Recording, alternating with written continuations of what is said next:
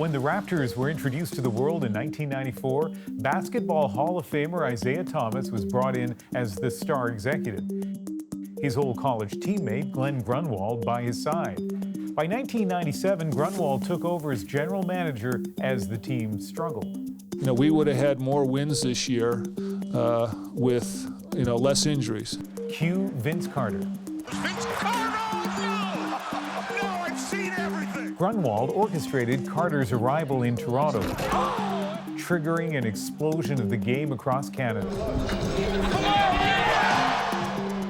Under Grunwald, the Raptors made the playoffs 3 times, and he oversaw the team through some critical years of growth.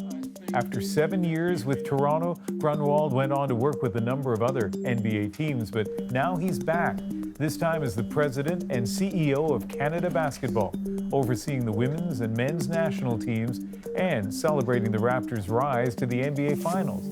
I met up with Glen Grunwald here in Vancouver. So Glen, thank you very much for joining us. Ian, thanks for having me. What do you think of our studio?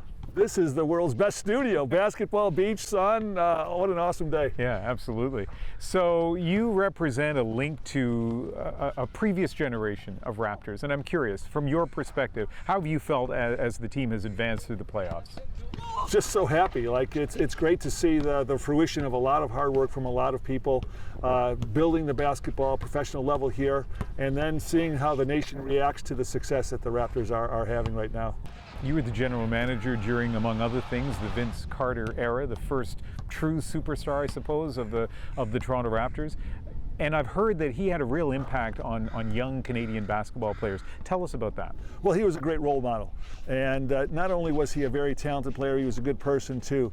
But he showed the excitement and joy that basketball can bring to both players and coaches and participants and fans. So I think that really energized the basketball community to see what could happen with basketball. And now you see it happening, with this Raptors playoff run. It's been so exciting, and so many people have gotten joy out of it. It's great to see. And you're the CEO of Basketball Canada, so give me in a one paragraph, I guess, the state of amateur basketball in Canada right now. Well, it's growing dramatically. We're the most popular sport amongst young people, most popular sport among newcomers to Canada. The basketball emoji is the most popular emoji on Twitter. So lots of great things are happening, and our national teams are doing so well now. Our women's national team is ranked 5th in the world.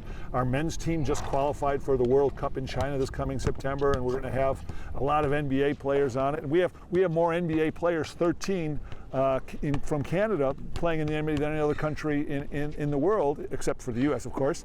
And then we're going to have the NBA draft coming up, and we expect to have as many as 8 players drafted. So even more Canadians will be in the NBA next year. It's just great to see. In professional sports, we're used to having star players from other cities or other countries who are playing for the hometown team. So, for example, in hockey, lots of captains in the NHL from Sweden on Canadian teams. What was it like when you were the general manager of the Raptors to try to get players who aren't from Canada to connect to Toronto and Canada? Well, I think that's one of the things that's happened over the course of time. Not only have our fans become better fans for basketball, but NBA players and the basketball community, agents and other teams see how great Canada is and how great Toronto is and what a great sports community it is. But it must depend on who the person is, obviously, and maybe the era, because I remember hearing stories about Grizzlies who came to Vancouver and they would say, there's no ESPN here, or, do you even have cable TV? And they kind of seem to be visitors, some of them, during the season. You must have had some of those challenges as well with the Raptors. Yeah, it's an education, it's a growing process, and it's, now I don't think that issue exists anymore. I would like your perspective on the current Raptors, but with a twist, not about how they're doing on the court. There are lots of sports channels that can talk about that. But as you see the kind of people who are Raptors right now and what you can see of them off the court, tell me about that part of it.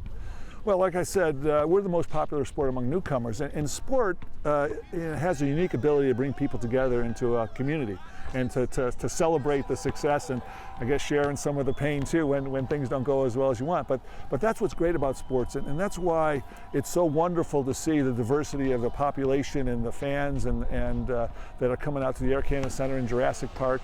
And really coming together as one. One of my best stories was the first game of the Toronto Raptors in 1995 was a few days after the referendum where Quebec was trying to separate. I was new to Canada, I didn't quite understand what was going on. But when the fans came together, the Bare Naked Ladies sang the national anthem, and when they switched to the French lyrics in the middle of that anthem, the crowd just erupted. And it was like, that was my most memorable moment of how these Canadians came together at a sporting event and celebrated their community. I'm curious about what it's like to build a team in Toronto, and this you definitely would have insight in terms of trying to get superstars to come to a place like Toronto in free agency. I would think there was a time that was probably a hard sell. I wonder if now, with their success, with Drake on the sidelines, with the whole culture of the Raptors, do you think it's different for the general manager now? I think it's better now. First of all, Masai and his team have done just a tremendous job of building the organization and creating this playoff run and this potentially championship team. So I think that's part of it. People want to go to a winning environment, and certainly there's some things we can't overcome in Canada, like the weather. If you're destined to stay in a warm weather environment, well, we can't change that. But everything else, I think, has shown that Toronto and Canada is a great place to play professional sports. Kawhi up top, looks at the clock, turns the corner for the win. Kawhi Leonard's three-pointer in Game 7. Do you think you'll see dividends in Canadian basketball from that? Oh, definitely. First of all, we're going to have a generation of kids that have practiced the corner three-pointer, trying to make 4 bounces and get it to go in.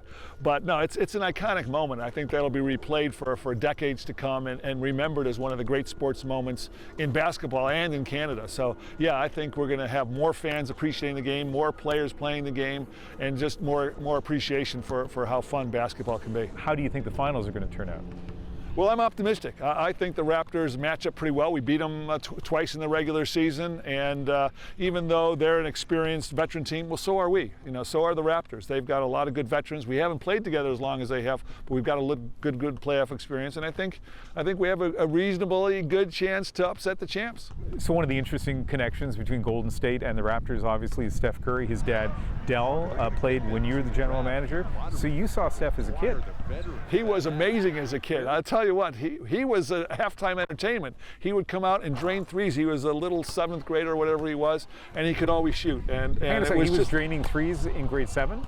Not just draining them, consistently. He was an unbelievable shooter even as a youngster, and people would just pay to watch him shoot. He was so good. So he's an incredible talent, and it was fun to see him as a youngster, and now to see where he's become, it's really unbelievable. So that makes you cheer a little bit for Golden State?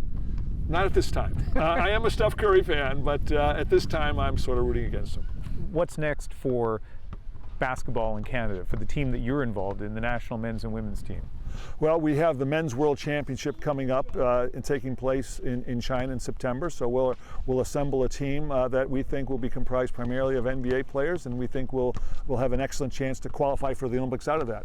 Our women's team, on the other hand, is to play in 3 tournaments over the course of the next year to qualify for the Tokyo Olympics, and we're very optimistic they'll be able to do that.